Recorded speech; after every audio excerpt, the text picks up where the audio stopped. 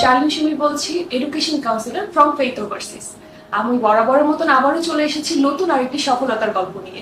আমাদের এবারের সফলতার গল্প ইউএই নিয়ে, এবং যেটি অ্যাচিভ করেছেন রাকিবুল ইসলাম। তিনি আমার সাথে আজকে আছেন, তার মুখ থেকে তার সফলতার গল্পটি আমরা শুনে নিব। আসসালামু আলাইকুম, আমি রাকিবুল ইসলাম। আমি যশোর থেকে এসেছি। আমি রিসেন্টলি ইউএই ভিসা পেয়েছি এবং আমার ইউনিভার্সিটির নাম Brits imperial university and college. আমার সাবজেক্ট ইন্টারন্যাশনাল বিজনেস ম্যানেজমেন্ট।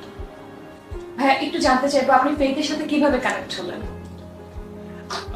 সর্বপ্রথম আমি খুলনায় আইএলটিএস করতে গেছিলাম রাইট সাইড এডুকেশনে।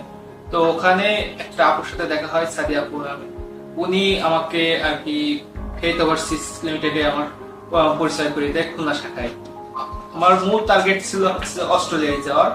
আমার ইয়ার গ্যাপ ছিল, যার কারণে আমার সরাসরি অস্ট্রেলিয়ায় যাওয়া পসিবল হচ্ছিল না।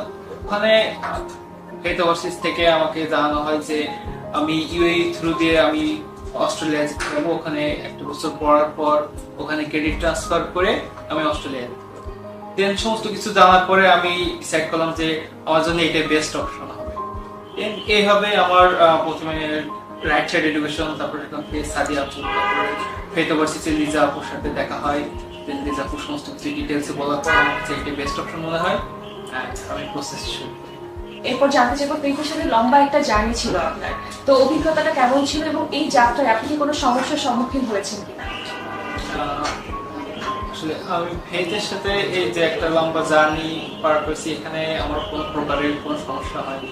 এবং জার্নিটা খুবই স্মুথ ছিল। এখানে সাদিয়া আপু, লিজা আপু, জর্জ স্যার, এনারা আমার প্রত্যেকটা স্টেপে স্টেপে গাইড করেছে। আমার কখন কি লাগবে, কখন কি করতে হবে, সবকিছু ওনারা আমাকে একদম হাতে ধরে সবকিছু করে দিয়েছে।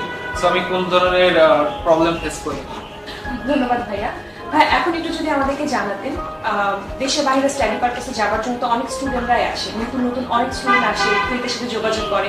আপনি তাদের জন্য কি পরামর্শ দিতে চান যে বাইরে যাওয়ার জন্য কি কি বিষয় মাথায় রাখা উচিত, বা ওরা কিভাবে আসলে তাদের জীবনে সাকসেসফুল হতে পারে? আমি নতুনদেরকে এটা বলতে চাই যে দেখেন, সবসময় আমরা যেটা চাই সেটা হয় না। কিছু কিছু ক্ষেত্রে হয় যে আমরা না জেনে আমরা বিভিন্ন ধরনের ডিসিশন নিই এবং চেষ্টা করি, কিন্তু এটা ভুল হয়। তো সেক্ষেত্রে ফেইথ ওভারসিজকে আমি এগিয়ে রাখবো, কারণ হচ্ছে যে আমার প্রথমে ভুল ছিল যে আমি সরাসরি অস্ট্রেলিয়া যাওয়ার চেষ্টা করছিলাম, যেটা আমার পসিবল ছিল না। দেন আমি যখন এখানে আসলাম, তখন এনারা আমার সঠিক গাইডেন্স দিল যে কিভাবে আমার যাওয়া পসিবল আছে। তো শুধু তাই না, ইভেন যদি নিজে নিজে প্রসেসিং করা হয় সেক্ষেত্রে অনেক ঝামেলা হয়, ভুল হওয়ার সম্ভাবনা থাকে, টাকা পয়সার লেনদেনে অনেক ঝামেলা হয়, নানা ধরনের প্রবলেম ফেস করতে হয়। তো সেক্ষেত্রে আমি বলবো ফেইথ ওভারসিজ পারফেক্ট একটা সলিউশন। এখানে আমি যতটুকু সার্ভিস নিয়েছি আলহামদুলিল্লাহ সবকিছু পারফেক্ট ছিল।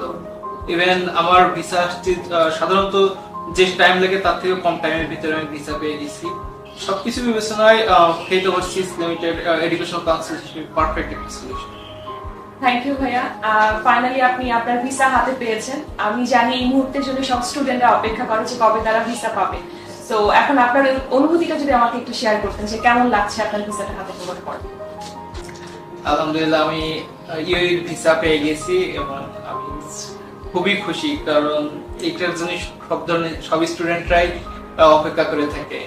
আমি আমার যেসব শিক্ষকরা আমাকে হেল্প করেছে, যেমন লিজা আপু, সাদিয়া আপু, বিশেষ করে জর্জ স্যার, উনি আমাকে খুবই হেল্প করেছে এবং ফেইথ ওভারসিজ লিমিটেডকে ধন্যবাদ জানাই। থ্যাংক ইউ ফেইথ ওভারসিজ লিমিটেডকে আমাকে সফলতার এক ধাপ এগিয়ে দেওয়ার জন্য। কংগ্রেচুলেশনস ভাইয়া, ফাইনালি আপনার ভিসা আপনার হাতে। আমাদের টার্গেটই থাকে কখন আপনাদের হাতে আমরা ভিসাটা নিতে পারবো, কারণ আপনাদের সাকসেস মানে আমাদের সাকসেস। তো ভাইয়া, লাস্ট কিছু বলতেন? আমি অলওয়েজ বলবো ফেইথের উপর ভরসা রাখতে। থ্যাংক ইউ ফেইথ ওভারসিজ পরিবারকে। Keep faith.